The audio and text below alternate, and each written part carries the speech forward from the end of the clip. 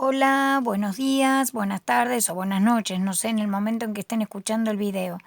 Bueno, espero poder armar mi clase virtual, podríamos decir, porque es la primera vez que me toca hacer algo así. A mí me gusta el contacto con ustedes, estar en las aulas, muchos años en las aulas. Bueno, esta es la primera vez que me tengo que poner en contacto con todas las herramientas virtuales que encontré. Esta es una, que es un video y que bueno, prontamente van a tener una noticia de un Facebook que hice exclusivamente para este motivo, esta razón de tener que hacer así clases virtuales, y entonces voy a transmitir en vivo para que ustedes me puedan hacer preguntas, porque a través de este video es como que están viendo el mapa, que es mi herramienta mortal de trabajo. Siempre voy a estar explicando todo lo que tenga que explicar con un mapa, siempre, siempre con un mapa.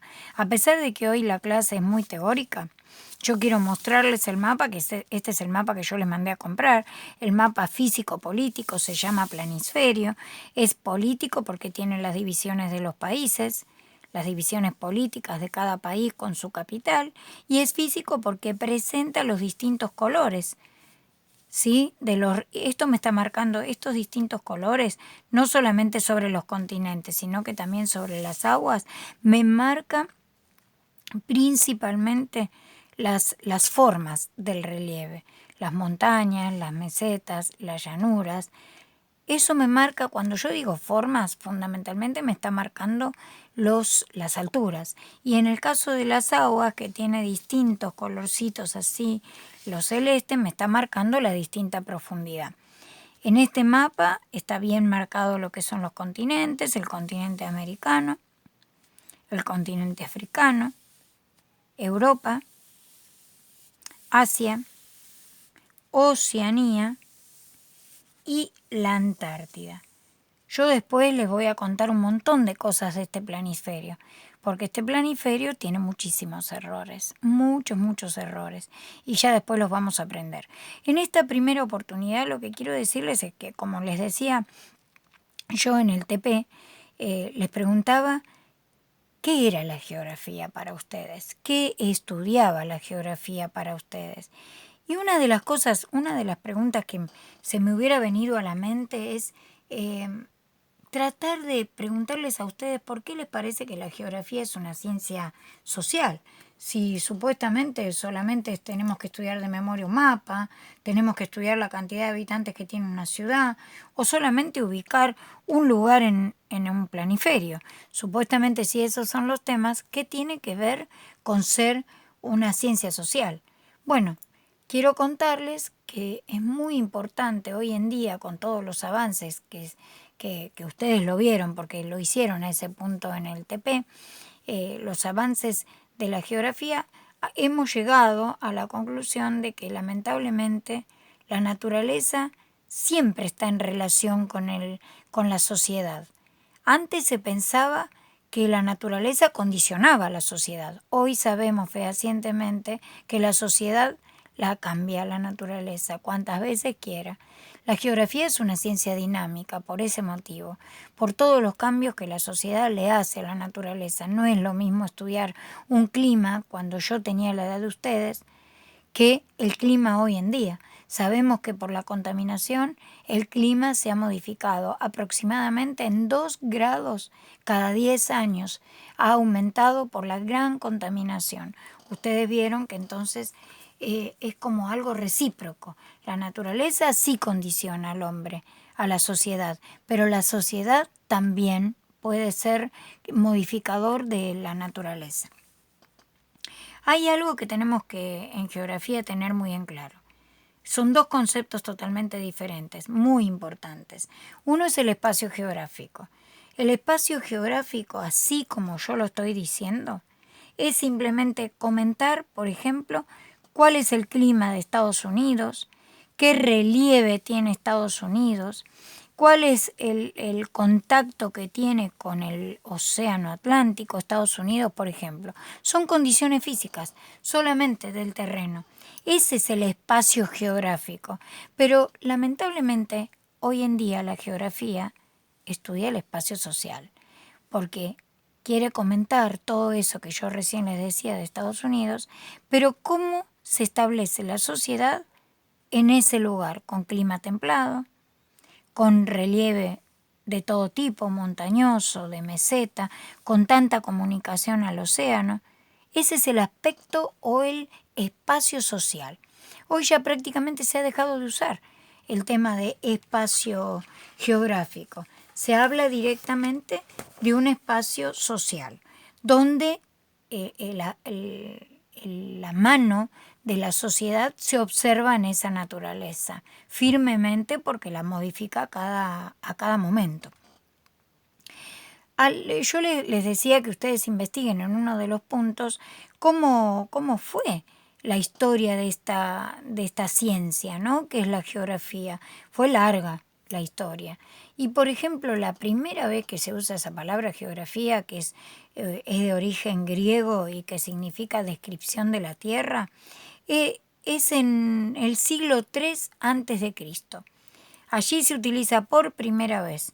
Es Eratóstenes, un geógrafo que la utiliza por primera vez. Se interesaba muchísimo en la Tierra, en su forma. Él ya, con los pocos conocimientos que tenía hasta el momento, ya se imaginaba que la Tierra era esférica. Sí o sí, él ya sabía que la Tierra era esférica. Intentó hacer y por solamente la ubicación de los rayos del Sol en distintas ciudades que estaban sobre un mismo meridiano. Algo muy difícil de poder observar, cómo caen los rayos del Sol en distintas ciudades. Él ahí descubre, y viendo que el Sol no caía, se iba perdiendo de a poquito en el horizonte, puede reafirmar y puede discutir que la Tierra era esférica.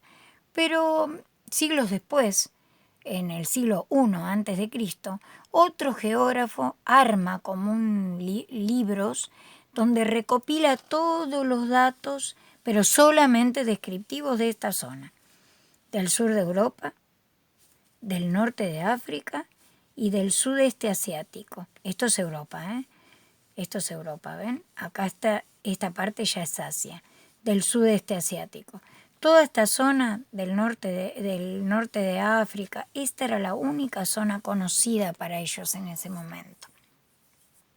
Solamente entonces la geografía tenía como, podríamos decir, simplemente un objetivo económico, porque querían conocer lugares, pero solamente para conquistarlos. Entonces describían, hacían dibujos, hacían planos, hacían gráficos donde si reconocían otro territorio lo agregaban al mapa, y así se fue conociendo la tierra que ellos querían fundamentalmente conquistar. Pero más adelante aparecen los verdaderos padres de la geografía, que son un geógrafo que se llamó Humboldt y el otro Richter, que empezaron a decir esto que yo les comentaba a ustedes, un poquito hablar del espacio geográfico. Para ese momento ni se les ocurría que la sociedad podía modificar el ambiente, el medio ambiente, ¿no es cierto? Para nada. En ese momento solamente todas esas características, un clima, un relieve, estar cerca de un río, estar cerca de un mar, condicionaba la vida de la sociedad. Una sociedad iba a ser más o menos poderosa si estaba cerca de donde había comunicación. En realidad, en un momento cuando no había tecnología, eso pasó. Por ejemplo, Inglaterra era poderosa porque tenía amplia salida al océano. De esa manera conquistó Estados Unidos. Lo mismo sucedió con España y Portugal, que al tener tanta salida pudieron llegar al continente americano. Pero hoy en día, con la tecnología y los aviones, es imposible pensar que un país, supónganse, como Mongolia, que está en el centro del continente asiático, no puede llegar a tener comunicación y no puede conocer a otro territorio como por ejemplo la Argentina. O sea, hoy en día hay otros avances en los que tenemos que pensar. Por eso hoy la geografía se transformó en algo dinámico, algo cambiante, continuamente, es una ciencia que está en continuo cambio, en continua renovación. La geografía es una ciencia muy crítica, porque continuamente crítica en el buen sentido. Crítica porque trata de buscar causas, consecuencias. Ya no nos sirve decir que el mar argentino condiciona a Buenos Aires. Nos interesa saber cómo lo condiciona, por qué cosas la sociedad de Buenos Aires puede extraer del mar argentino. Es importante saber todas las relaciones, todas, todas, todas, todas.